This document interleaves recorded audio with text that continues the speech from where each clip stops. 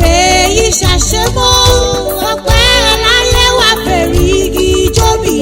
Ògo nífẹ̀ẹ́ yìí ṣàṣemọ́ ọpẹ́ láyé wá jẹ́jẹ́ wọ́n mọ́. Ògo nífẹ̀ẹ́ yìí ṣàṣemọ́ ọmọdé náà wá fèrè igi jóbi. Ògo nífẹ̀ẹ́ yìí ṣàṣemọ́ ọpẹ́ láyé wá jẹ́jẹ́ wọ́n mọ́. Àyà ìjà òdòlà máa gbọ́ ẹni ṣẹ́gun sí níjọ bẹ̀rẹ̀ nínú àlàáfíà ní wá jẹ́wọ́ mọ́. Ó oníṣe lásán ẹni ẹlẹ́ni onígbèrè rẹ̀ lágbára Ọlọ́run tó dá ọ̀sáyé. Ògo nífẹ̀ẹ́ yìí ṣàṣemọ́ Adéṣọlá wá fèrè igi jóbi. Ògo nífẹ̀ẹ́ yìí ṣàṣemọ́ ọpẹ́ láyé wá jẹ́jẹ́ wọ́n mọ́. Alámọ̀kẹ́ mo tún dé o, èmi lọ́mọ amúrù mẹ́fà yábọ̀ gbẹ̀dọ̀ ẹ̀ta gbérí kége èjì múkù kúròdò èyí nílá rírìn édébòrò dẹ̀ṣẹ̀ mo tún dé. Gbémi sọ́lá ọdẹ́kàn mi òun ẹbí rẹ̀ inú rán mi wá bí o. Aya Adébísí ọdẹ́kàn mi, ìyá Agbọ́lá ọkọ̀ Adéọlá, ìyá Búkì Ayátúndé, òun Olúwa Dámiláre tí ń bẹ ní Texas, ńlọ́bẹ̀ mi lọ́wẹ̀. Torí ọlọ́dún ìnímọ̀dúnrà lọ́dún ògbóyin ti mọ̀ tirẹ̀ nínú afárá. Káfẹ́mọ́jọ mọ̀ tirẹ̀ nísà, tẹ́kọ̀ọ́ pàápàá mọ̀ tirẹ̀ nínú ewé ìran. Ìyá mi Elizabeth Adéṣọlá, ọmọ Adénáwọ̀, aya Francis Adéjùwọ̀n ìjà òdọ́là ní Chicago, òní ọgbọ̀njọ́ oṣù kejì ọdún 2021, ìlọ́gbọ́dún mọ́kànléláàádọ́rin tó délé ayé. Ẹbí rẹ̀ ní Texas ló ní wà bá ọ dúpẹ́. Ọ̀pọ̀ òjò ló ti rọ̀ tílẹ̀ ti fi mú láyé bí o. Mélòó mélòó ìjì ló ti jà, tọ́lọ́run ọba ò jẹ́ dominú àgbọn rẹ̀ nù ọpẹ́ ló yẹ fadá ní wáyé. Ọmọ Sàbáìnà Adénáwọ̀ mọ́ gbọ́ bí mo ti ń wí o. Aya ìjà òdọ́là, aláṣẹ àti olùdarí First Step Daycare Center tí ń bẹ ní Chicago, mo fi gègé lọ́rọ̀ ẹnu mi. Ìwọ ló lò ní èṣù oníbàyọ̀ rẹ jẹ́ mọ́ ọ lọ́wọ́. Mo fẹ́ ṣe wẹ́rẹ́ o, mo fẹ́ rẹ̀lẹ́ àwọn bàbá rẹ, àbúrò rẹ Deborah Ọládìípọ̀, ìyá Petra láti Nashville, Tennessee, USA. Ó ní kí ọbẹ̀ ológun ẹrú. Mo nítorí mo mọ̀lé àwọn bàbá rẹ. Wọ́n kí ọbẹ̀ ọlọ́gbọ̀n ọwọ́ fa. Ìtú ẹlẹ́rù ní Ìjẹ̀bú Ìṣíwọ̀ níṣẹ̀lẹ̀ àwọn bàbá rẹ. Ọmọ pẹ̀tù àìràmàṣàmọ́ ló ń gbọ́dún o. Ọmọ ẹlẹ́lẹ̀ ńlá Ìṣíwọ̀ tó fi ìbẹ̀rù, tó fi ìbọmọ, tó fi bólórí láàfin ọba. Ọmọ Yèlérù, ọmọ aṣọ́wọ́ alágbẹ̀dẹ́kẹ́, ọmọ Ṣòṣóyìn, ọmọ Ṣékenúmọ̀gọ́, ọmọ Olúṣòòpin Òṣùà. Àwọn ànínáwó ọmọ ọ̀párọ̀gù yẹ̀kẹ̀, ó pará kàlà ṣíáṣíá.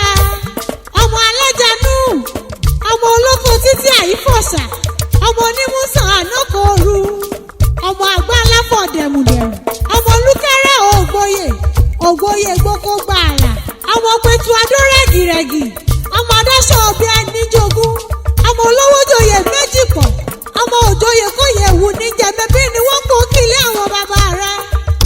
Ó tún nílé ìyá rẹ̀, ọmọ mọ̀wé ìjókòó, ọmọ olóko láwọ̀ ọ̀bùjì, ọmọ olóko tútù ẹ̀fọ̀sà, ọmọ onímọ̀rìrà kó fọwọ́ ra náwó kúnà mámújòhù àmọ̀, ọmọ lédè èbúté, ọmọ agbálẹ̀ rọ́ọ̀sà, ọmọ ebú náwó ṣùṣù, àádọ́ta ọ̀kẹ́rẹ́ amúnátọ́, ọmọ apẹ̀nà ọ̀là, ọmọ adẹ́sọ̀lẹ̀ ẹ̀dọ́yè, bẹ̀bí ni wọ́n pọ̀ kì lé ìyá rẹ̀.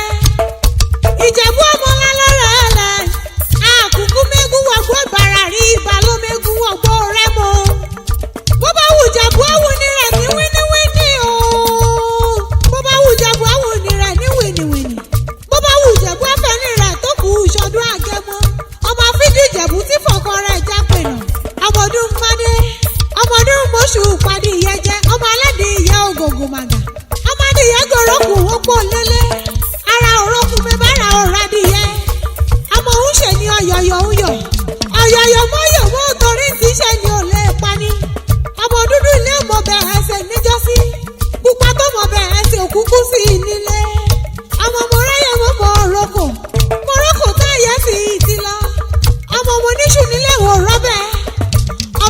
eléyìí ò pọ̀ ọmọ onígbò mọ́dé ọmọ onígbò mọ́wọ́ ọmọwọ̀ ọmọ onígbò kan àjòjì wọn ò gbọ́dọ̀ wọ̀ àjòjì tó bá wọ̀ gbòòrò yóò dẹni ẹbọra Ìjẹ̀bú ọmọ ìrẹ́ni ìwà wọn ni mò ń ké sí o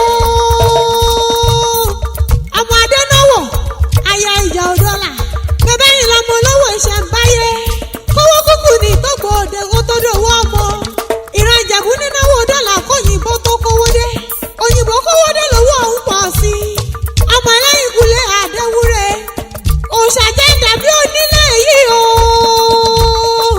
ìní wọ́n fi ń pé ìtọ́ Ìjẹ̀bú owó ni kẹ̀lẹ̀bẹ̀ Ìjẹ̀bú owó ni ìgbà Ìjẹ̀bú owó ni ìtọ̀ Ìjẹ̀bú owó ni ọ̀tún Ìjẹ̀bú owó ni òsì Ìjẹ̀bú owó ni iwájú Ìjẹ̀bú owó ni ẹ̀yìn Ìjẹ̀bú owó ni kékeré Ìjẹ̀bú owó ni àgbà Ìjẹ̀bú owó ni dúdú Ìjẹ̀bú owó ni pupa Ìjẹ̀bú owó ni gbogbo Ìjẹ̀bú tí mo mọ̀ yín lọ́wọ́ lọ́wọ́ Ìjẹ̀bú ni ọmọ èrè ni wà wọn ò jẹ́ kọ̀rọ̀ Ìjẹ̀bú ṣeré rárá àwọn ọmọ rẹ̀ ní ìyá rere kó fọwọ́ pàwọ́ o Dèjì ìjà òdọ́là ọkọ Yétúndé Tèmítọ́pẹ́ Ọlọ́runfẹ́mi aya Tèmídayọ̀ àti Jídé ìjà òdọ́là ọkọ Rachel wọ́n ní àbíyamọ tòótọ́ kó o fẹ́ rigi jóbi ó ní dàgbà rédèrèdè lórúkọ Ọlọ́run ọba àwọn ọmọ rẹ̀ ní girama ń kó gbóbi olúgbógbó sígbó Amari Sami Olúwakáyọ̀dé Jordan Zion Olúwakórèdé Eden Grace Fọláṣadé Ìrẹ̀mídé Àánú Olúwapọ̀ àti Alex Morayo wọ́n ní kó gbó bí olúgbògbò òtìgbò wọ́n ní kó gbó bí àgbàkagbà kan nílé Ifẹ̀ lọ́jọ́sí tó fọmọ owó ṣòde ọrùn owó ọ̀hún yọ títí owó dọ́kíní kò wá síbò tí pẹ́láyé tó ọmọ ní mọ̀sàrẹ́ ọmọ olórúkọ Ọlọ́run ọba Elizabeth Adéṣọlá ọmọ Adénáwọ̀ aya ìjà òdọ́là mọ́ gbọ́ bí mo ti ń wí o ọmọbìnrin Ìjẹ̀bú ìṣíwọ̀ àkọ́kọ́ tó kọ́kọ́ dé ipò high commission ní Nigeria External Affairs Department wọ́n fi gègé lọ́rọ̀ ẹnu mi ó ti gòkè àgbà lágbára Ọlọ́run òní rẹ̀ láéláé ayé rẹ̀ yóò mọ̀ dára sí ni lórúkọ Ọlọ́run ọba alámọ̀kẹ́ mo dánú dúró mo dánú dúró mo fẹ́ padà lé àwọn bàbá mi ọmọ onílé ọlá ni mí èmi náà ìlọ́mọ àwòrán tún ríran.